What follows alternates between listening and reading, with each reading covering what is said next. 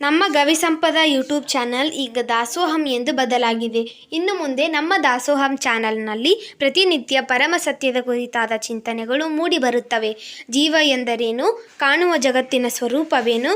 ಜೀವ ಜಗತ್ತನ್ನು ನಿಯಂತ್ರಿಸುತ್ತಿರುವ ಶಕ್ತಿ ಯಾವುದು? ಜೀವನದ ಸಾರ್ಥಕತೆ ಹೇಗಾಗುತ್ತದೆ ಎನ್ನುವುದನ್ನು ಕುರಿತು ಪರಮ ಪೂಜ್ಯ ಶ್ರೀ ಗವಿಸಿದ್ದೇಶ್ವರ ಅಪ್ಪಾಜಿ ಗವಿಮಠ ಕೊಪ್ಪಳ ಮತ್ತು ಪರಮ ಪೂಜ್ಯ ಕೃಷ್ಣಾನಂದ ಅಪ್ಪಾಜಿ ಕಜ್ಜಿಡೋಣಿ ಹಾಗೂ ಗವಿಯವರಿಂದ ಚಿಂತನೆಗಳು ಮೂಡಿ ಬರಲಿವೆ.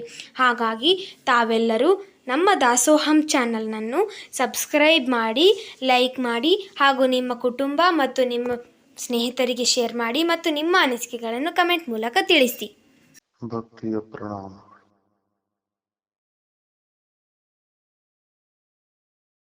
ನಿನ್ನೆಯ ದಿನ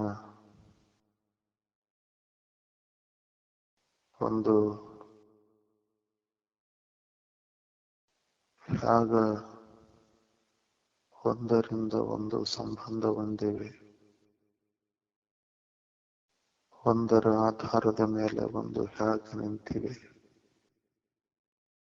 ಅನ್ನುವ ವಿಜ್ಞಾನವನ್ನು ನೋಡಿದ್ದೇವೆ. ಈ ಜಗತ್ತು ಸತ್ಯ, ಬ್ರಹ್ಮ ಮಿಥ್ಯ ಅನ್ನುವ ಸ್ಥಳದಲ್ಲಿ ನಾವೀಗ ನಿಂತಿದ್ದೀವಿ. ಹಿಂಗ್ಯಾಕಾಯ್ತು ಅಂದ್ರ, ತಾನು ಚೇತನನಿದ್ದು ವಿಕಾರ ಹೊಂದುತ್ತಿರುವ ಈ ದೇಹವನ್ನ ನಾನು ಅಂತ ಭಾವಿಸಿದ್ದಕ್ಕಾಗಿ ಈ ಜಗತ್ತು ಸತ್ಯದಂತೆ ಕಂಡಿತು. ಆಗ ಯಾಕೆ ವಿಕಾರ ಹೊಂದುವ ದೇಹವನ್ನ ನಾನು ಅಂತ ಭಾವಿಸ್ತೇವೆ? ಯಾಕೆ ಭಾವಿಸ್ತು ಅಂದ್ರ, ಇದರ ಜೊತೆ ಸಂಘ ಆಯ್ತು. ಆ ಸಂಘದಿಂದ ಈ ವಿಕಾರ ಚೇತನಕ್ಕೆ ಬಂತು. ಸಂಘರೆ ಯಾಕೆ ಮಾಡಿತು?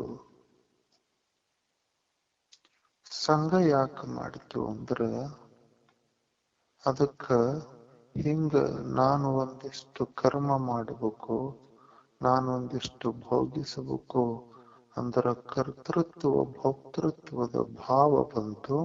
ಅದಕ್ಕಾಗಿ ಸಂಘ ಮಾಡಿತು. ಸಂಘ ಮಾಡಿದ್ದಕ್ಕೆ ವಿಕಾರ ಆಯ್ತು.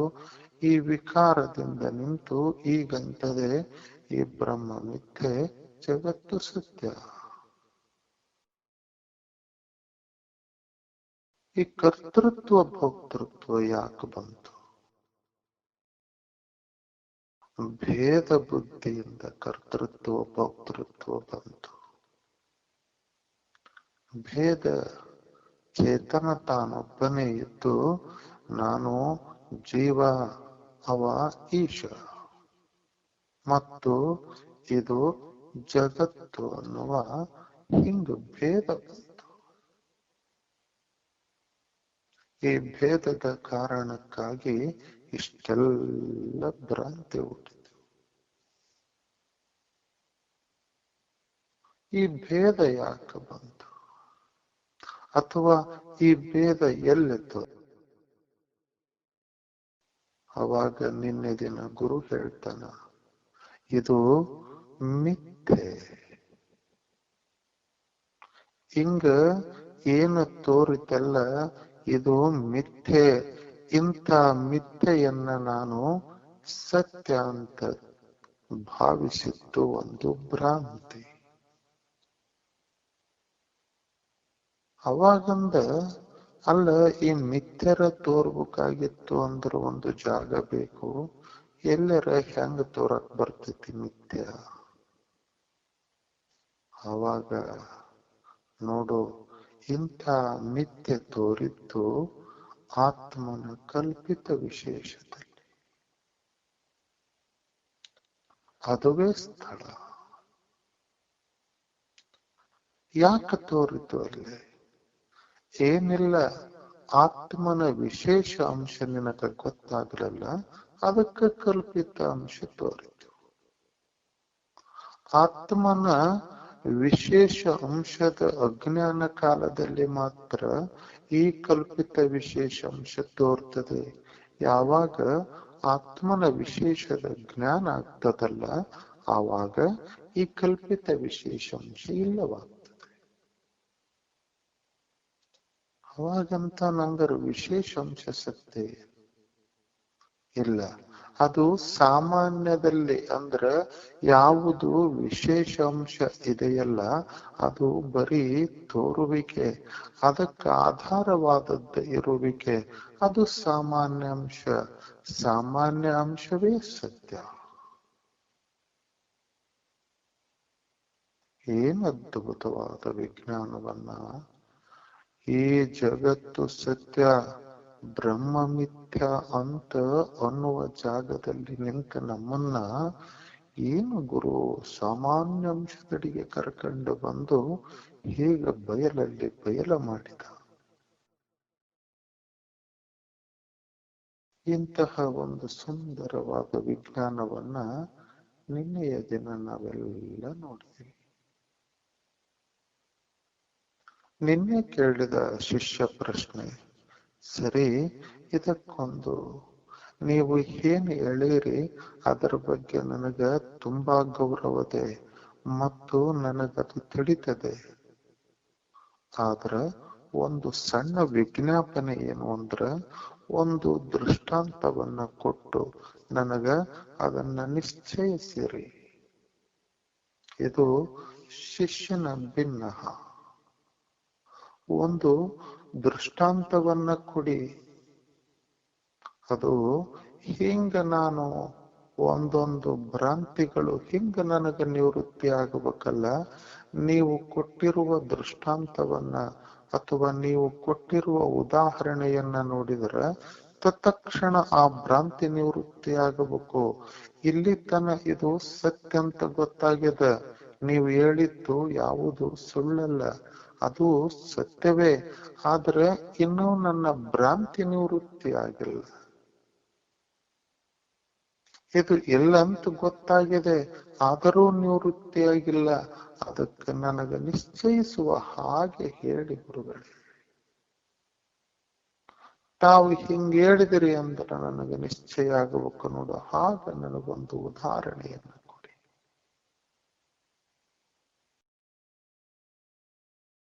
ಆಗ ಗುರು ಅಂತಾನ, ಆಗ್ಲಿ ಏನರೇ ಆಗ್ಲಿ ಇಷ್ಟರ ತಿಳಿದೆಯಲ್ಲ, ಇಷ್ಟು ಸೂಕ್ಷ್ಮವಾದ ವಿಜ್ಞಾನವನ್ನ ಇಲ್ಲಿ ತನ ನೀನು ಬಂದಿಯಲ್ಲ. ಈಗ ನೋಡೋಣ. ನೋಡು, ನಾನು ಮೊದಲಿಗೆ ಭೇದ ಭ್ರಾಂತಿಯನ್ನ ಹೇಳಿದೆ. 5 ಭ್ರಾಂತಿಗಳಲ್ಲಿ ಮೊದಲಿಗೆ ಬಂದದ್ದು ಅದು ಭೇದ ಭ್ರಾಂತಿ. ಅಂತ ಭೇದ ಭ್ರಾಂತಿ ಆ 5 ಪ್ರಕಾರವನ್ನ ಒಳಗೊಂಡಿತ್ತು. 5 ರೀತಿಯ ಭೇದದಿಂದ ಕೂಡಿತ್ತು ಒಂದು ಭೇದ ಭ್ರಾಂತಿ. ಯಾವುದು 5 ಪ್ರಕಾರದ ಭೇದ ಅಂದ್ರೆ, ಜೀವ ಈಶ ಭೇದ, ಜೀವ ಜೀವರ ಭೇದ, ಜೀವ ಜಡ ಭೇದ ಮತ್ತು ಜಡ ಜಡ ಭೇದ ಮತ್ತು ಜಡ ಈಶ್ವರ ಭೇದ.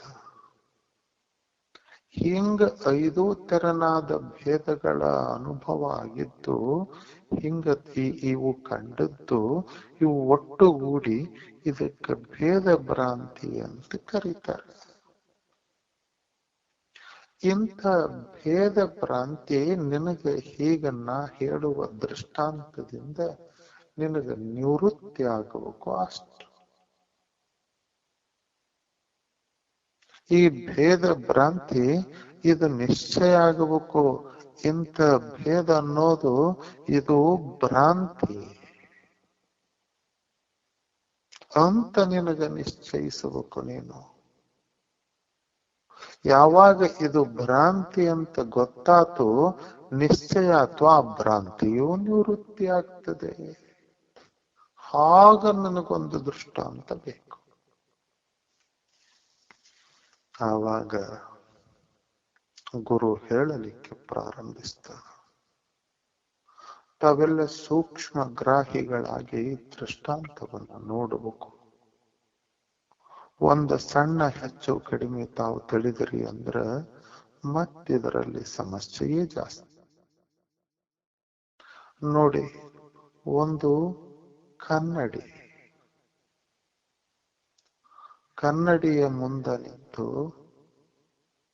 ಈ ಬಿಂಬ ಸ್ವರೂಪನಾದ ತಾನು ಅಲ್ಲಿ ನೋಡ್ತಾನ, ತನ್ನ ಕನ್ನಡಿಯಲ್ಲಿ ನೋಡ್ತಾನ. ಆ ಕನ್ನಡಿಯಲ್ಲಿ ಪ್ರತಿಬಿಂಬ ತೋರ್ತದೆ. ಸುಮ್ಮನೆ ವಿಚಾರ ಮಾಡಿ, ಕನ್ನಡಿಯೊಳಗ ಪ್ರತಿಬಿಂಬ ಇರಲಿಕ್ಕೆ ಸಾಧ್ಯ ಏನು? ಮತ್ತೆ ಕನ್ನಡಿಯನ್ನ ಬಿಟ್ಟು ತೋರಿತೇನು ಪ್ರತಿಬಿಂಬ? ಹೆಂಗ ವ್ಯಕ್ತಿ ಎದುರಿಗೆ ಬಂದು ನಿಂತಾನ, ಎದುರಿಗೆ ಕನ್ನಡಿ ಐತಿ, ಕನ್ನಡಿಯಲ್ಲಿ ಈತನ ಪ್ರತಿಬಿಂಬ ಕಂಡದೆ. ಆದ್ರ ಆ ಪ್ರತಿಬಿಂಬ ಅಲ್ಲಿ ಐತೇನು ಅಂದ್ರ ಇಲ್ಲ. ಇಲ್ಲಂದ್ರ ತೋರದ್ ಬಿಟ್ಟೈತೇನು ಅಂದ್ರ ಐತಿ. ಆವಾಗ ಗುರು ಅಂತಾನ, ನೋಡು, ಒಂದು ಪ್ರತಿಬಿಂಬ ಕಂಡೈತಿ ಅಂದ್ರ ಆ ಪ್ರತಿಬಿಂಬವನ್ನ ಸುಮ್ಮನೆ ನೋಡು. ಹೇಗದ ವಿಜ್ಞಾನ ಅಂದ್ರ, ಹಿಂಗ ಒಂದು ಪ್ರತಿಬಿಂಬ ನಿನಗ ಕಾಣಬೇಕು ಅಂದ್ರ ನಿನ್ನ ಕಣ್ಣೊಳಗಿಂದ ಚೇತನ ಅರಿದಿರ್ಬೇಕು. ಅದು ಒಂದು ವೃತ್ತಾಕಾರವಾಗಿ ನನ್ನ ಕಣ್ಣಿನಿಂದ ಒಂದು ಅರಿವಿನ ಚೇತನ ಹಿಂಗ ಹೊರಗ ಬಿದ್ದು ಆ ಪ್ರತಿಬಿಂಬದ ಮ್ಯಾಗ ಬಿದ್ದು, ಅಂದ್ರೆ ಕನ್ನಡಿಯ ಮ್ಯಾಗ ಬಿದ್ದು, ಆ ಅರಿವಿನ ಪ್ರತಿಬಿಂಬ ಅಂದ್ರೆ ಅರಿವಿನ ಕಿರಣ ಕನ್ನಡಿ ಮ್ಯಾಗ ಬಿದ್ದಾಗ ತಿರುಗಿ ಕನ್ನಡಿಯಿಂದ ತಿರುಗ ಅದು ಬರದೇ ಇದ್ರ ನಿನಗದು ಗೊತ್ತಾಗ್ತದೆ.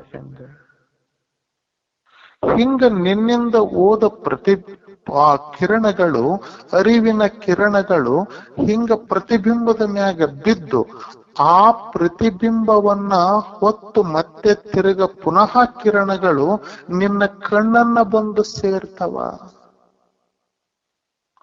ಆವಾಗ ನಿನಗ ರೂಪದ ಇರುವಿಕೆ ಗೊತ್ತಾಗಿದೆ. ಕಣ್ಣಿನಿಂದ ಹೊಂಟ ಕಿರಣಗಳು ಪುನಃ ವಾಪಿಸವು ಬರದೇ ಇದ್ರೆ ನಿನಗ ರೂಪದ ಜ್ಞಾನ ಆಗೋದಿಲ್ಲ. ಹಿಂಗ ಹೋಗಬೇಕು, ಆ ಪ್ರತಿಬಿಂಬವನ್ನ ಹಿಂಗ ಕಿರಣಗಳು ಮುಟ್ಟಬೇಕು. ಅರಿವಿನ ಕಿರಣಗಳು ನನ್ನ ಕಣ್ಣಿನ ಮುಖಾಂತರ ಹಾದು ಹೋದ ಕಣ್ಣಿನಿಂದ ಹರಿಯಲ್ಪಟ್ಟ ಚೇತನದ ಕಿರಣಗಳು ತನ್ನ ಪ್ರತಿಬಿಂಬವನ್ನ ಹಿಂಗ ನೋಡಿ ಮತ್ತೆ ಪುನಃ ಆ ಕಿರಣಗಳ ಮರಳಿ ಬಂದು ಹಿಂಗ ಮತ್ತೆ ಕಣ್ಣಿಗೆ ಹೋಗ್ತವ. ಅಂದ್ರ ಆ ರೂಪವನ್ನ ನೋಡುವಂಥದ್ದು ಕಣ್ಣು. ಆ ಪ್ರತಿಬಿಂಬದ ರೂಪ ಪುನಃ ಮತ್ತೆ ಕಣ್ಣನ್ನ ಸೇರ್ತದೆ. ಎಷ್ಟು ಆಶ್ಚರ್ಯದ ವಿಜ್ಞಾನ ಇದು, ನಡೀತಾ ಇರುವ ಈ ವಿಜ್ಞಾನ. ಹಿಂಗ ಪ್ರತಿಬಿಂಬವನ್ನ ಮುಟ್ಟಿ ಆ ಕಿರಣಗಳು ಪುನಃ ಬಂದು ನನ್ನನ್ನೇ ಸೇರಿದಾಗ ನಾನು ಹಿಂಗ ಎಷ್ಟು ಅವಿನಾಭಾವ ಸಂಬಂಧ ಬೆಳೀತದೆ ಪ್ರತಿಬಿಂಬಕ್ಕೂ ಮತ್ತು ನನಗೂ. ಅಂದ್ರ ಈಗ ಪ್ರತಿಬಿಂಬ ಭಿನ್ನ ಆಗ್ತದೇನು ನನಗಿಂತ? ನೋಡು, ಭಿನ್ನತೆ ಅಂದ್ರೆ ಅದು ನನಗಿಂತ ಅನ್ಯ ಇರಬೇಕಲ್ಲ. ಭಿನ್ನ ಅಂತ ಯಾವುದಕ್ಕೆ ಕರಿತಿ ನೀನು?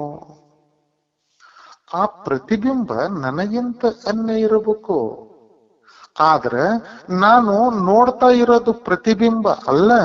ಹಿಂಗ ಯಾವಾಗ ಪುನಃ ಅರಿವಿನ ಕಿರಣಗಳು ಕನ್ನಡಿಯನ್ನ ಮುಟ್ಟಿ ನನ್ನನ್ನ ಬಂದು ಸೇರಿದಾಗ ನನ್ನ ಮುಖದ ಮ್ಯಾಗ ಕೈ ಆಡಿಸಂತನಿ, ನನ್ನ ಮುಖ ಹಿಂಗೈತಿ ಅಂತ ನೋಡ್ಕೊಂತನಿ, ಎಲ್ಲವೂ ಕೂಡ ನನ್ನ ಮುಖದ ಭಾವವನ್ನೇ ನಾ ಹೊಂದುತ್ತೀನಿ. ಅಂದ್ರೆ ನನ್ನನ್ನೇ ನಾ ಕಾಣ್ತೀನಿ.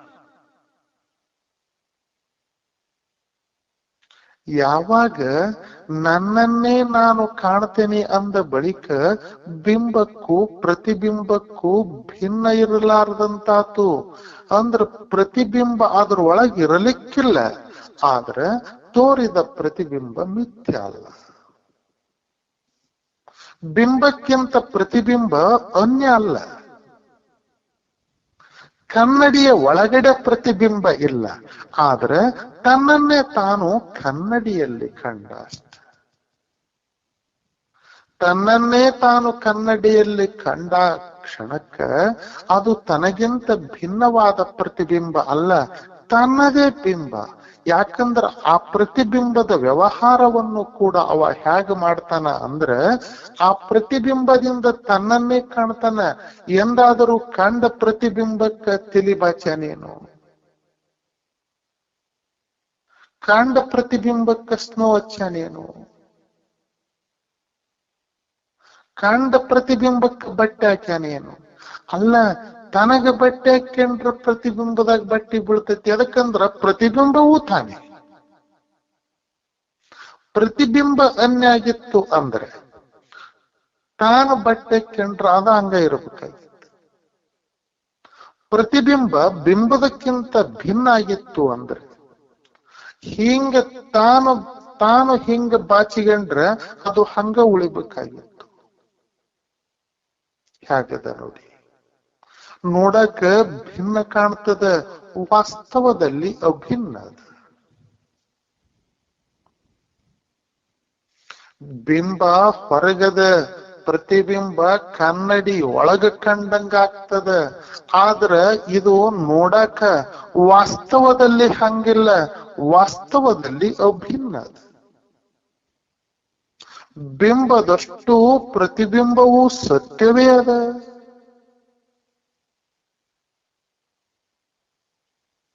ಹಿಂಗ ಬಿಂಬ ಪ್ರತಿಬಿಂಬಗಳು ಇಷ್ಟು ಸತ್ಯ ಇದ್ದ ಬಳಿಕ ಹಿಂಗ ಭೇದವಾದ ಹೆಂಗ ನಿಲ್ತದೆ? ಹಿಂಗ ನನಗೆ ಭೇದದಂತೆ ಕಂಡದ್ದು ಭ್ರಾಂತಿ ಅಲ್ಲ ಏನು? ಅಲ್ಲೋ ಶಿಷ್ಯನೇ, ಹಿಂಗ ನೀನು ಉಂಡ್ರಾದ ಉಣತೈತಿ. ಯಾವುದು? ಪ್ರತಿಬಿಂಬ.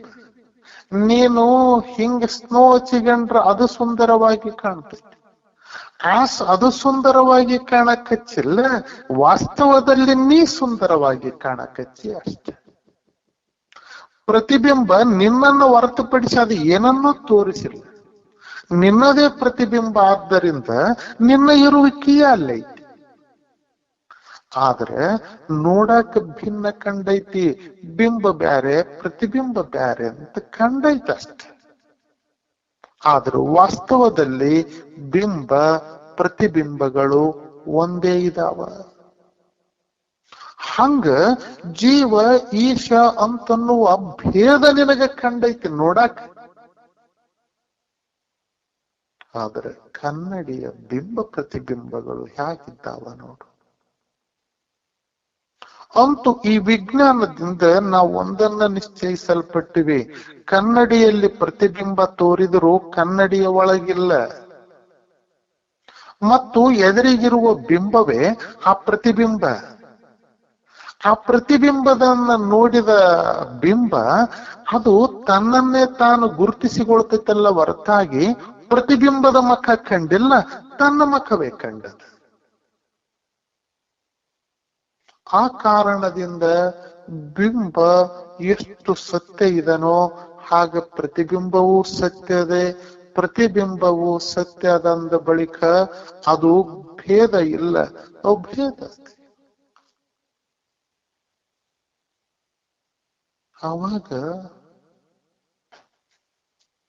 ಶಿಷ್ಯ ಒಂದು ಪ್ರಶ್ನೆಯನ್ನ ಹಾಕ್ತಾರ. ಏನು ಆಶ್ಚರ್ಯವಾದ ಒಂದು ವಿಜ್ಞಾನವನ್ನ ತಾವು ಹೇಳಕಚ್ಚೇರಿ. ಆದ್ರ ಅಲ್ರಿ, ಒಂದ ಇತ್ತು ಅಂದ್ರ ಈ ಬಿಂಬಕ್ಕಿಂತ ಪ್ರತಿಬಿಂಬ ಬೇರೆಯಾಗಿ ಯಾಕೆ ತೋರ್ಬೇಕು? ನೀವು ಹೇಳ್ತೀರಿ ಬಿಂಬ ಪ್ರತಿಬಿಂಬ ಬೇರೆ ಬೇರೆ ಅಲ್ಲ ಅಂತ ನೀವು ಹೇಳ್ತೀರಿ. ಆದ್ರ ತೋರಕಚ್ಚೈತಲ್ಲ, ಯಾಕೆ ತೋರ್ತೈತಿ? ಹಾಗ ಮತ್ತೇನ್ ಹೇಳ್ತಾರಿ? ಹಿಂಗ ಕನ್ನಡಿಯೊಳಗ ತೋರಿದ ಪ್ರತಿಬಿಂಬ ಮತ್ತೆ ಒಳಗಿಲ್ಲ ಅಂತೀರಿ. ಮತ್ತೆ ಕನ್ನಡಿ ಒಳಗ ತೋರಿತಲ್ಲ ಪ್ರತಿಬಿಂಬ, ಅದ್ರ ಒಳಗ ಇದ್ದಂಗ ನನಗ್ ಕಾಣಕಚ್ಚೈತಲ್ಲ, ಕಾಣಕ ಇಷ್ಟು ಸ್ಪಷ್ಟವಾಗಿ ಕಾಣುವುದನ್ನ ನೀವು ಹೆಂಗ ಸುಳ್ಳಂತ್ರಿ? ಹಾಗ ಮತ್ತು ಬಿಂಬಕ್ಕಿಂತಲೂ ವಿಪರೀತವಾಗಿ ತೋರಿತಲ್ಲ. ಬಿಂಬಕ್ಕಿಂತಲೂ ವಿಪರೀತ ಅಂದ್ರ ಬಿಂಬಕ್ಕಿಂತಲೂ ಕೂಡ ಇದು ಬೇರೆಯಾಗಿ ಕಂಡೈತಲ್ಲ. ಮತ್ತೆ ಇಷ್ಟು ಕಂಡದ್ದು ಸುಳ್ಳೇನು, ಇಷ್ಟ ಹೆಂಗ್ ಕಂಡಿತು ಅಂತ ಶಿಷ್ಯ ಮರುಪ್ರಶ್ನೆಯನ್ನ ಹಾಕ್ತ. ಆವಾಗ ಗುರು ಒಂದು ಸುಂದರವಾದ ಒಂದು ವಿಜ್ಞಾನವನ್ನ ಹೇಳ್ತಾನೆ. ನೋಡು, ನೀನು ಕನ್ನಡಿಯ ಧರ್ಮಗಳನ್ನ ಆ ಪ್ರತಿಬಿಂಬದ ಧರ್ಮಗಳು ಅಂತ ಭಾವಿಸಿಯಲ್ಲ, ಅದು ತಪ್ಪ. ಅದು ಕನ್ನಡಿಯ ಧರ್ಮ. ಹಿಂಗ ಅದು ಬೇರೆಯಾಗಿ ತೋರಿಸಿದ್ದು ಕನ್ನಡಿಯ ತಪ್ಪೇ ವಿನಃ ಅದು ಬಿಂಬದ ತಪ್ಪಲ್ಲ. ನೋಡಿ ಹೇಗದ ಪ್ರಶ್ನೆ, ಉತ್ತರ ಹೇಗದೆ ನೋಡಿ. ಕನ್ನಡಿಯೊಳಗ ಪ್ರತಿಬಿಂಬ ಕಂಡದ್ದು ಅದು ಬಿಂಬಕ್ಕಿಂತ ಇನ್ನೊಂದು ಬೇರೆಯಾಗಿ ಕಂಡಂಗ ಆತಲ್ಲ ನಿನಗ, ಅದು ಕನ್ನಡಿಯ ಗುಣಧರ್ಮದು, ಅದು ಬಿಂಬದ ಗುಣಧರ್ಮ ಅಲ್ಲ. ಅದು ಇವತ್ತಿಗೂ ಅಭಿನ್ನದ, ಇವತ್ತಿಗೂ ಅಭೇದವಾಗಿನೇ ಅದ. ನೀನು ಕನ್ನಡಿ ನಿನ್ನನ್ನ ಹಂಗ ಪ್ರತ್ಯೇಕ ಮಾಡಿ ತೋರಿಸ್ತೆ, ಅದಕ್ಕೆ ನಿನಗ ಹಂಗ ಕಂಡೈತಲ್ಲ, ಹೊರತಾಗಿ ಅದು ಕನ್ನಡಿಯ ಧರ್ಮ. ಮತ್ತಿನ್ನೂ ಆಶ್ಚರ್ಯ ಏನು ಅಂದ್ರ, ಅದ ಕನ್ನಡಿಯ ಒಳಗ ಇದ್ದಂಗ ಕಾಣ್ತೈತಿ, ಐತೇನು ಕನ್ನಡಿ ಒಳಗ ನೋಡಲ್ಲ. ಇದ್ದದ್ದಾಗಿತ್ತು ಅಂದ್ರೆ ಇರಬೇಕಾಗಿತ್ತಲ್ಲ, ಹಂಗಿಲ್ಲಲ್ಲ. ಅಂದ ಬಳಿಕ ಕನ್ನಡಿಯ ಒಳಗೂ ಬಿಂಬ ಇಲ್ಲ ಅಂದಂಗ ಆತಲ್ಲ. ಮತ್ತೆ ಮೂರನೇದ್ದು ನೋಡು, ಬಿಂಬಕ್ಕಿಂತಲೂ ವಿಪರೀತವಾಗಿ ತೋರ್ತೈತಿ ಅಂತ ಹೇಳ್ತೀವಿ. ವಿಪರೀತವಾಗಿ ತೋರಿಸುವಂಥದ್ದು ಕನ್ನಡಿ, ಆದ್ರೆ ಬಿಂಬಕ್ಕಿಂತ ಪ್ರತಿಬಿಂಬ ವಿಪರೀತ ಇಲ್ಲ. ಇರಕ್ ಹೆಂಗ ಬರ್ತೈತೆ? ಎಲ್ಲೇ ನಿನಗ ವಿಪರೀತ ಆಗಿ ತೋರಿದ ಹೇಳು. ಹಿಂಗ ಬಿಂಬಕ್ಕಿಂತ ಕನ್ನಡಿ ಒಳಗ ಇದು ಪ್ರತ್ಯೇಕವಾಗಿ ಇದರದೇ ಸ್ವಂತ ಅಸ್ತಿತ್ವ ಕಂಡಂಗ ನಿನಗ ಕಂಡದಲ್ಲ ಹೊರತಾಗಿ ಆ ಪ್ರತಿಬಿಂಬಕ್ಕೂ ಬಿಂಬಕ್ಕೂ ಈಗಲೂ ಕೂಡ ಭಿನ್ನವೇ ಐತಿ. ಪ್ರತಿಬಿಂಬ ಬಿಂಬ ಅವು ಎರಡು ಅಭೇದ ಸ್ಥಿತಿಯಲ್ಲೇ ಈಗಿದ್ದಾವ. ನೋಡುವವನ ದೃಷ್ಟಿಯಲ್ಲಿ ಹಿಂಗ ಭಿನ್ನ ಕಂಡೈತೆಲ್ಲ ಹೊರತಾಗಿ ಬಿಂಬ ಪ್ರತಿಬಿಂಬದ ದೃಷ್ಟಿಯಿಂದ ಈಗಲೂ ಕೂಡ ಭಿನ್ನ ಇದ್ದಾವ. ಅದು ಭಿನ್ನತೆ ಹೊಂದಿದ್ರೆ ಇಲ್ಲಿ ಕಾಣುವಂತ ಒಂದು ಕೈ ಅಲ್ಲಿ ಎರಡಾಗಿ ಕಾಣಬೇಕಾಗಿತ್ತು. ಇಲ್ಲಿರುವಂತ ಈತ ಬಿಳಿ ಮನುಷ್ಯ, ಕೆಂಪನ ಮನುಷ್ಯ ಅಲ್ಲಿ ಕಪ್ಪಾಗಿ ಕಾಣಬೇಕಾಗಿತ್ತು.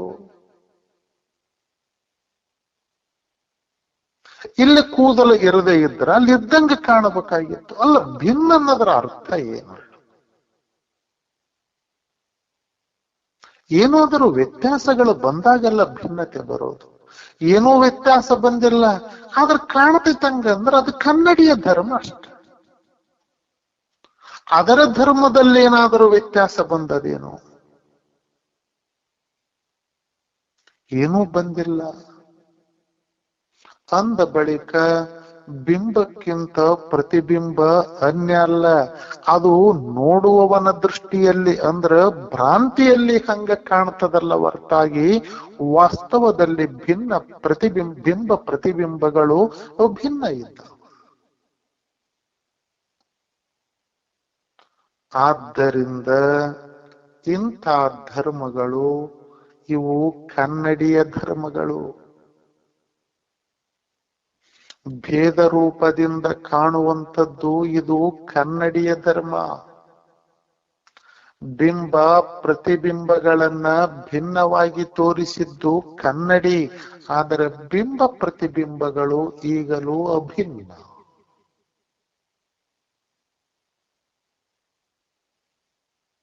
ಭಿನ್ನವಾಗಿತ್ತು ಅಂದ್ರ ಕಣ್ಣಿನಿಂದ ಹೊಂಟ ಚೇತನದ ಕಿರಣಗಳು ಪ್ರತಿಬಿಂಬದ ಮ್ಯಾಗ ಬಿದ್ದು ಪುನಃ ಒಳ್ಳಿ ಸೇರಿದಾಗ ತನ್ನ ಭಾವ ಉಂಟಾಗಬಾರದಾಗಿತ್ತು.